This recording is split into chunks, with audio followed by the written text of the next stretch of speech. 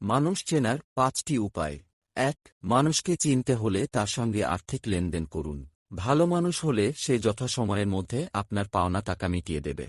খারাপ মানুষ হলে আপনাকে ডেটের উপর ডেট দিতে থাকবে। ২. মানুষকে চিনতে হলে তার উপকার করুন। ভালো মানুষ হলে সে আজীবন আপনার প্রতি কৃতজ্ঞ থাকবে। অন্যথায় সে এমন ভাব করবে যে আপনি তার জন্য কিছুই করেননি। ৩. গোপন কথা শেয়ার করার মাধ্যমে মানুষ চেনা যায়। তাই কোনো গোপন কথা শেয়ার করে দেখুন সে হজম করতে পেরেছে কিনা। না পারলে তার থেকে দূরে সরে দাঁড়ান। ৪.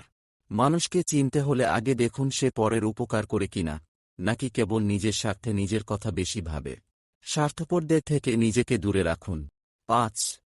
যারা সবসময় মিষ্টি মিষ্টি কথা বলে তাদেরকে সঠিকভাবে যাচাই করুন।